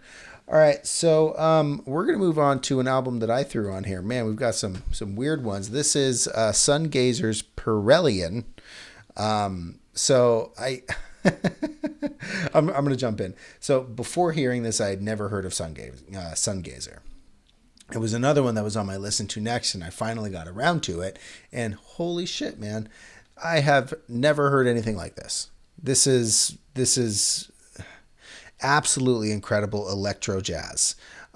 It's really ethereal, it's heavy, it's bassy, it's melodic, it's all over the place. The drum beats on some of these songs, like I think it's All These People, towards the end of that song, it just fucking blows me away, man. This is prog electro dance bass jazz, and I'm 1000% here for it. Their use of vocalists is really good where they need it, and I think it's just a really well structured piece of art. This is an easy 8 out of 10 for me. Machina is my standout on this one. What were your thoughts about Sungazer, John? I was honestly gonna text you. I was like, like when I finally got around to this one, I was like, oh god damn it, Brandon, Right. throwing this one at me. Okay. I was not prepared for it. Nobody I was is. trying to define it for so long on my first listen that I was like, what is it? Like, and I guess electro jazz is probably the simplest definition for what this is. Prog electro Uh, bass jazz, John. it's experimental music though. Really, like Oh, for sure. it starts within the confines of those, but it's not restricted to just that. This album has a lot of different vibes and moods within it. Some tracks feel intimate and other tracks feel very festive, but it all has like a certain warmth to it that really ties everything together. And I don't know why more artists aren't incorporating the saxophone. And I used to say it as a joke, but like it's a fucking beautiful instrument that almost improves every song when played right. And it'll probably take me a lot more listens to fully unpack this one in a way I can like intelligently articulate. But I was a big fan. It shouldn't come as any surprise to you that my favorite song on the album is perhaps the most straightforward and most R&B influenced, and that's Days into Yeah, Nights. I was just gonna say Days into Um, Nights. yes, this one, throw it on the Romeo and Juliet soundtrack. It fits the exact mood that the other songs I've talked about make me feel. Yeah, I really gotta start making that playlist. I'm telling you, it's coming soon. But yeah, I loved the album. I gave it a 7 out of 10. Like I said, that score could fluctuate. I'm still kind of unpacking this one, and obviously, Days into Nights was my favorite. Yeah, there's a lot to unpack with this one, and I didn't know what to think. The album cover is super sick, and I mean, it kind of epitomizes the album itself musically because there's so much happening on the cover, and it had been sitting on, and I'm kind of like almost embarrassed to say it had been sitting on my listen to next playlist since it dropped, which was, I believe, a while ago. I'm gonna check right now, but it was. It had been sitting on there for a while, and I actually skipped over it a couple of times to listen to, say, Illuminati Hotties, because that was getting a lot more buzz. This one has, I haven't seen this on any playlists or anything like that. Oh, I guess it came out in October. I guess I'd cleaned up my playlist a while back. Mhm. But yeah, man, it really took me by surprise, and this is top tier. They Let's get them really, on tour with Bad Bad Not Good. my man, that would be a really neat show. Are we gonna have to add fucking jazz as a category at the end of the year? I don't. Where do you put I only this? got two. It's jazz. It's fucking jazz. It's not any other kind of Yeah, you're music. right. It's jazz. It's jazz. It's just jazz with some razzle dazzle, Like I mean, it's some all rock, jazzle dazzle. right? Almost all music is rock in some form. Like, It's all house music, bro. This is definitely a house fuck album. genres, it's all house. Like, who was the first band? Like, I don't know. It's all come from the same place. It's just very different now. Well, and you hear when an album gets you starting to talk about the beginnings of music as a whole, like that's how you know it means something. Yes, We're you gonna did. You end, did your job, Sungazer. yeah, we're gonna end on that note and move on to something that is wildly different, but also wildly good. We've got Spiral by the ever cool Rez. Take it away. So I had been looking forward to this for quite some time. When she started the singles, releasing all the singles, I was like, I could tell that it was going to be different. I feel like I said this, I feel like last time we talked about, maybe it was Let Me In when that came out, but I feel like someone else, when that song came out last year, that's going to be the turning point for her. And it's not necessarily that she's not going to keep making dark and ominous, heavy ass music, because plot twist, she's not going to stop making that. Like, this album is full of that, but she's also learned how to do these vocal songs that, while not poppy in any way, will appeal to a pop audience.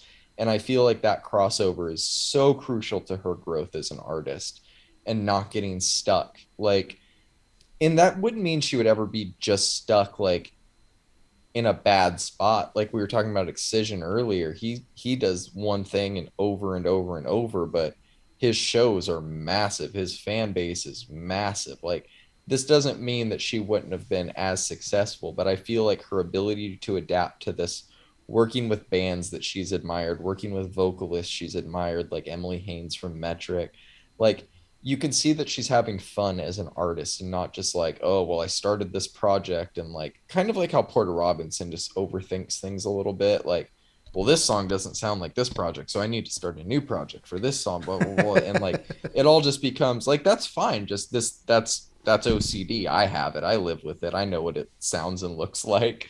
And every time I would get an album delay for Nurture, I'm like, I feel you, bro. I know exactly what's going on. We get it.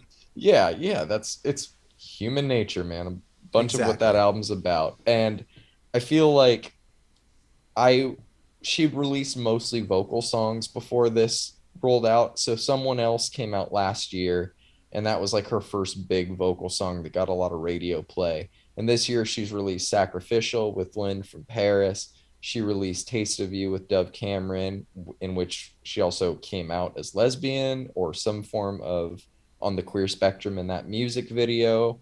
And she finished up, I think, the main singles with Let Me In, which fucking amazing song. But she never like shied away from what the album was going to be. She dropped Chemical Bond with Death Pact and was like, hey, I'm still a fucking dubstep artist. Like, I'll still do this shit and I still do it better than most can. And I feel like she's not just making like music to satisfy those fans, she's making really like music that's both honoring legends like Caspa and Rusko, but like pushing the genre forward a little bit. Like, Spun took me back to like the Rusko days, which is not a lot of fucking things take me back, but she uses that like 2011 wobble on her on some of these songs, and you're like, damn, I haven't heard that in a while, but when she uses it, it fucking works. And I mean, there's a few like deep cut hits on here too. Out of My Head is kind of a sleeper, really great song. I feel like we're still just scratching the surface, kind of like we said with Saba earlier. They're just getting better at a scary rate right now, and they're already becoming artists to contend with. But like, God only knows where this stops, man, because this is a phenomenal album. Definitely her most complete yet. She's still keeping it pretty short with the track list compared to other albums of the genre, but I think that gives better results because it puts more emphasis on what matters. And I feel like every song on this album deserves some attention. I gave it an 8 out of 10. Paper Walls is my favorite, but there's a lot of standouts. How did you feel about it? So, Rez kind of created this cool little niche in bass music where it is both extremely heavy and extremely pretty without compromising the two. And I'm going to use that Nightmare song earlier that we talked about earlier as an example of how a lot of artists, even good bass music artists, don't do it as well as she does.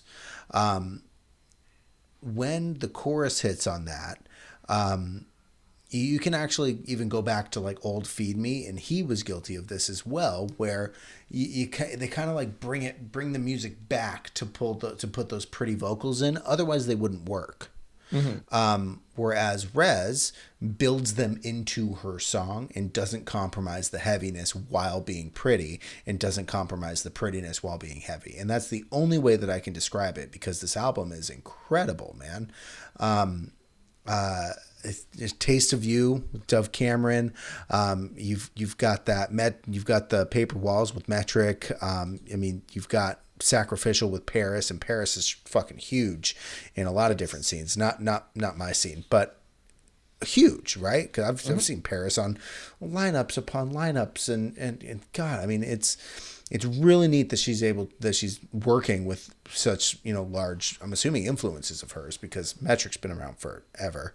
Yeah, man. And then, like you said, man, Spun is just a fucking banger. It's also a really weird movie if you haven't seen Spun. Probably don't. But we don't want to turn this into a Spun podcast, buddy. But man, this is fantastic, man. My standout was Spun for sure. It just kind of, like you said, brought you back to Rusko. Rusko was the first dubstep I ever heard. It was a mix. And I'm going to try to find it. If I can find it, I'll throw it in the show notes. I'm sure it's on SoundCloud somewhere. The first Rusko song I ever heard was his remix of Pro Nails by Kid Sister and Kanye. And it's not on any streaming service, and it kills me. Yeah, I mean, I'm sure you can find it somewhere, though. Right? Oh, yeah. YouTube for sure. But I miss the days when that shit was just easy to find everywhere. Yeah. It was new. Right. Or SoundCloud was just more universal then, I suppose. Yeah, probably. What was your rating? I'm sorry, I didn't catch it. I haven't given it to you yet. Oh, sir. Okay. It's an 8, easy 8. Okay. This is top tier bass music. Yes, yeah. This was a pretty easy one to rate. She still has higher heights to reach, and I think she has the potential to get there. Will she? Only time will tell. So when she was doing releases on Mousetrap, I don't know what record label this is on. This is on Res Music, so RCA Records. I guess it's Res Music is owned by RCA or something like that. Yeah. When she was on Mousetrap, I think we all knew that she was going to take over at some point, but Joel was just Dead Mouse was just kind of pushing her along, and man, she's really come into her own. She's not only did she create this really cool niche of dark, gloomy, pretty, heavy music, but she is now taking that and fucking running with it. I don't listen to the radio, but I wouldn't be surprised if if one of these songs got radio play. Probably it would be Paper Walls, and not Spun, but I wouldn't be surprised if... Yeah, maybe Taste of You. Maybe Taste of You. But yeah, man, it was very good. I highly enjoyed this. I agree. Fantastic job. She's said after the tour that she's about to do for this album that she is not going to be touring very often anymore after it. She's tired of living on the road. She wants a normal life. She wants to just write music and work on stuff. She's still going to do shows. Still said specifically Red Rocks that she will still be doing, of course. Who would turn that down? Res Rocks. But yeah, Res Rocks, of course. But yeah, it sounds like if you want to catch her anytime soon, you should definitely do it on this tour. Neat, neat. Well, thank you, Res. This was a fun album to listen to. Kind of brought me back and kept me here at the same time. Alrighty, so let's talk about Adele. She Let's do released it. this album, 30. The start of this album, do you mind if I just jump in? Go for it. Just gonna start. The start of this album is really emotional. You've got Strangers by Nature, which is really a beautiful song. You've got those really beautiful strings, and although they belong on this song, I'm still really a big fan of strings as a whole. I personally don't like the kind of crying, talking monologue, but it was well done. It's extremely personal, and I guess appreciate it how it belongs on this album for her. You know, Sure. her voice is just fucking incredible, dude. She just has this incredible voice. Top notch vocal performance, which obviously is a standard when it comes to Adele. And we kind of hold all of her music to that kind of vocal standard. Hmm. And you can't really hold many artists to how well she performs vocally, man. I mean, she just fucking kills it. Oh My God is a really up tempo song. I really enjoyed the change of pace that brought to the when listening to the album as a whole. Can I Get It is really fun. This is objectively a very well produced album with an absolutely stunning vocal performance. I'm just not a huge fan of divorce ballads. I just I don't like breakup songs that much, man. I love songs about love and about I like songs about heartbreak, but I don't like songs about breaking up, I guess. You know what? The beautiful thing is you don't have to like songs about breaking up. That's the beautiful thing. Is if you don't like this, there's a million other things you'll like. And but the great thing about pop music is you might find something else you like on the same album. So while I Yeah. knew both you and I wouldn't like this, the reasons I added it, which are you would you like me to start my stuff or are you Yeah, go ahead. still I mean, my standout was Can I Get It? And I gave it a 7. Objective, and it's an objective 7 out of 10. It probably is better than that, but for me, it's a 6 or a 7, but I gave it a 7 because her voice is enchanting. Go ahead, take it away. so just kind of to piggyback on what you were saying actually. Um, yeah, it's a lot of ballads. It's very heavy. It's very emotional. It's not the headspace we like to put ourselves into. In fact, my auras on Spotify Wrapped were happy and calm. Not a lot, not a lot of those vibes on this. But like you said, it's objectively very good. That's the thing about this music. High level pop music, even when it doesn't really connect, is still going to be pretty good because there's just so much work put into it by so many different people. Not saying she has writers or whatever. Like a lot of what makes her albums what they are is her voice, and that's what gets her 300 million plays on Easy on Me in less than a month. Like that's what made this I think already the number one album of the year in terms of opening week sales compared to everything else that dropped, maybe just ahead of Taylor Swift. And that's a re-release. So that should show you the power of her and her pop presence. But I felt like this one got added and right away I was pessimistic. I just had no interest in it at all. I was like, okay, 10 years ago, I was mixing with Adele songs. I remember Set Fire to the Rain was one of the biggest DJ mashup songs that year. And it's a fantastically performed song. It's epic, it's grand, it moves, it's catchy. And she also had Rolling in the Deep that year, another song that very emotional, but had this propulsion in it that kept it going forward and an energy about it that was undeniable. And she clearly has gone through a lot of things in her life. She's gone through divorce, she's had a kid, She's had a dramatic weight change. Not that that really matters as like a negative thing at all. Super It's just, emotional. yeah, she's just been going through a lot of emotions and probably a lot of changes beyond those major ones that we don't see Yeah, or not to hear mention about. being just propelled into the ultra mega global mainstream. Yeah, you're like the queen is probably fucking listening to this when it drops. Like this is that kind of album. It's You that think the Queen's on Spotify? no, God no, God no. That's just the grandiose. I guarantee you, people in the royal family did hear this. Oh, Could you shit. imagine her rap? Don't Oh, want to it's see so that. funny. Um, she's a big Saweetie fan.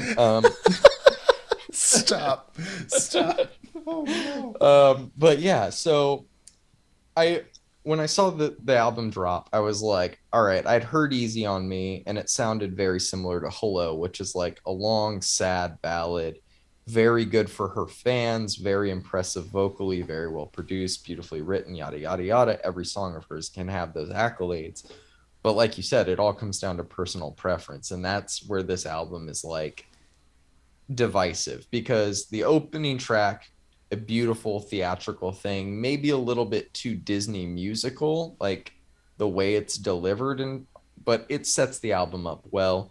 Easy on Me, far from my favorite song on the album, actually kind of bores me, but clearly is hitting with her fans on a level that they wanted, and it's performing well, and it's really been the catalyst to what's do at least getting this album onto people's radios and into their homes.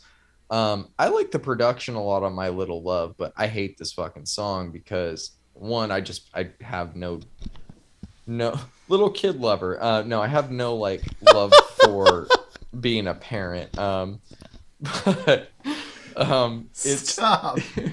it's just like Toby and Guique did the same song like a month or two ago, where it's just like you telling life lessons to your child, and it's a fine song. It's produced well, like I said, but it doesn't connect with me at all. Cry Your Heart Out. It's fun. It's good, but it's a little monotonous and it's not memorable at all. And it just passes as the album goes.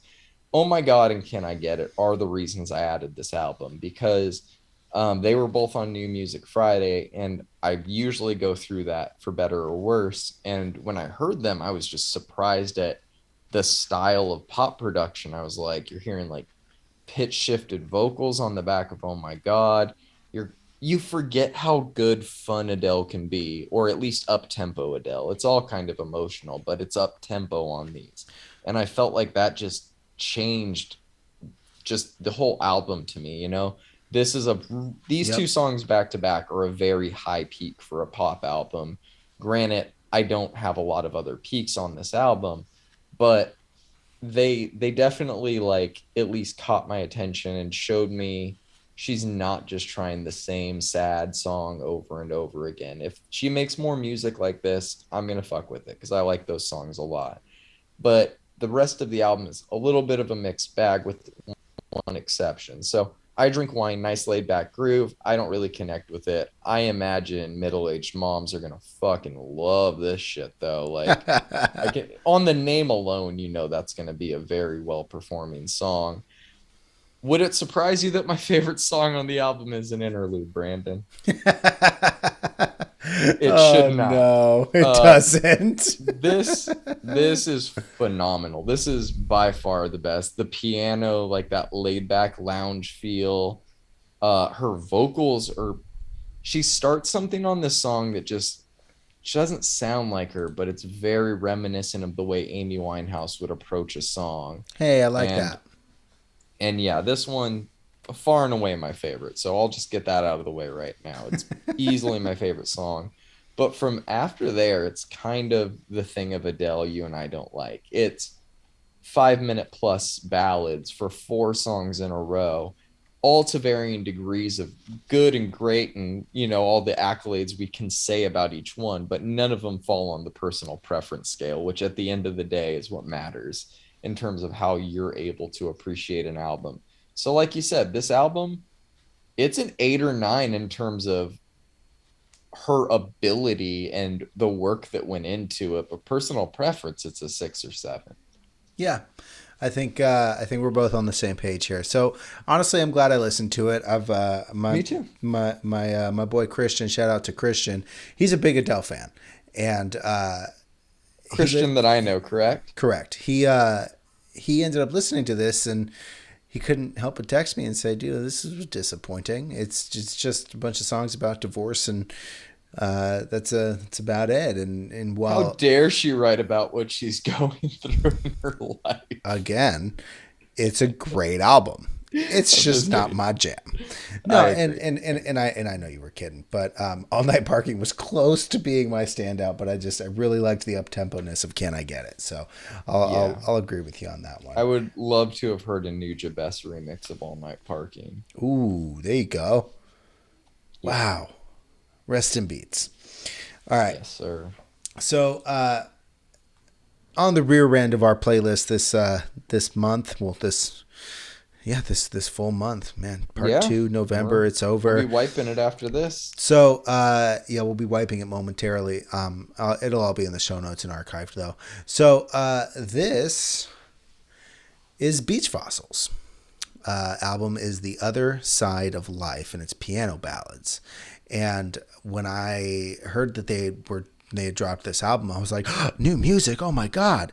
It's not new music. It's their old music done jazzy and piano. So I need more original music from Beach Fossils, but I guess this will have to suffice. This was both surprising and, for me, welcome. Jazzy piano versions of their songs. I think they're all pretty well done. I think they really did well. I just want new music from them, man. It's been so long, and I don't know if you're a fan of Beach Fossils. I don't know if we've talked about them. Probably not on the podcast because they haven't released music in fucking forever. But I really did like this. I'm very curious to hear what you think, and if you've listened to any of the original songs, or just these versions of them. But Sleep Apnea, I think, is my standout. It's, I think, my favorite song by them as a whole. I'm gonna give this a 7 because I like jazz, I like Beach Fossils, but I'm just kind of disappointed it wasn't new originals. What were your thoughts on this, John? Interesting. So, yeah, when I got into this, I quickly realized what it was and kind of had to dig around. I mean, I figured by the name, The Other Side of Life Piano Ballads, that it wasn't new music per se. And so I had to go back and kind of listen to some of the original versions of these songs. We've talked about them. We reviewed one song of theirs that he released called Line, all like a capitalized acronym version earlier this year. Yep. I don't even remember how it sounds or what I thought of it. I actually think that's a cover anyways. Oh, goddamn, might be. So I hadn't heard any Beach Fossils before this other than that, and I barely remembered that. So I went back and listened to the original versions of these songs, and they did a really good job transforming them into piano ballad versions. I love the little saxophone that they add in a lot of these. I think in almost all of these, it's present, and it's a very welcome addition. Like it makes it a little more than just an acoustic cover or just a piano cover, and I really like that. It's kind of Um, surprising how well it works for what they are originally, yeah, right? for like an indie rock, very soft indie band that's light like that. Yeah, it was surprising, but it I think it played well, and everything about this has a very live feel, not like it was recorded in the same room at the same, like they're playing it all at the same time and they can hear Right. each other. It has a very like in the session room feeling to it, and I that makes you feel more closely to it. It's a very intimate thing, and I can't tell if it's because it was recorded like that or if it's intentional, but there's a grain in this music that you can hear, like a subtle vinyl scratch type I thing, think it's and intentional. it adds a little texture to it. It's nice. And I don't know if it's because we're listening to this during the holiday season, but this isn't Christmassy lyrically obvious, but like it reminds me of holiday time. It's very Like, winter.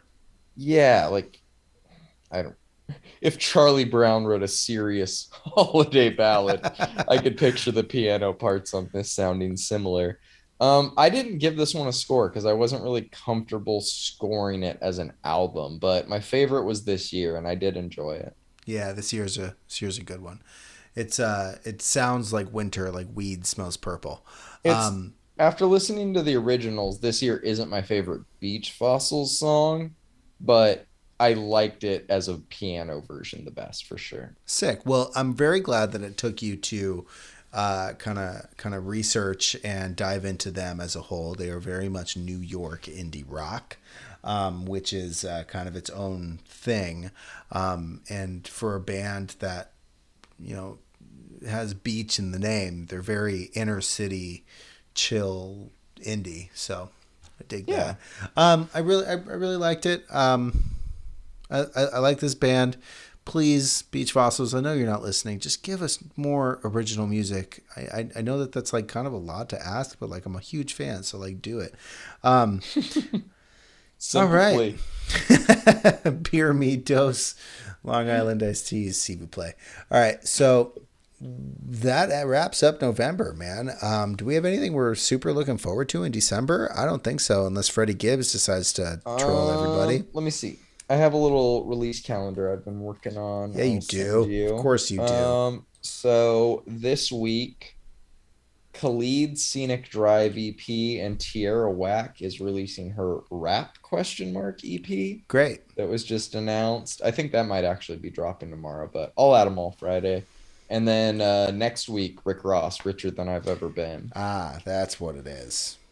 But yes, next year, on top of the ones I'd mentioned earlier, we got Bonobo coming up, Amber Mark, Earth Gang, Saba, Spoon, Mom Jeans, Charlie XCX. It's going to be a crazy year. I mean, honestly, judging by the singles, we've also got Silverstein and Lane Oh, 8. yeah. And Rudes. There's lots coming, man. It's going to be yeah, a fun man, year. I think it's going to be good. All right, well, I'm going to go ahead and archive the playlist, and we're going to go from there. But I had a lot of fun talking to you about all these, and for anybody listening, you'll catch us next month, probably a one-parter, unless we discover a bunch of new music. Well, And we'll probably be doing an end of the year special at some point. yeah, I'm I not think sure if it'll be before or after the next episode, but you will be hearing from us again. yes, you definitely will be before the end of the year. And yeah, take care. Have a good one. Peace. Happy holidays. Deuces.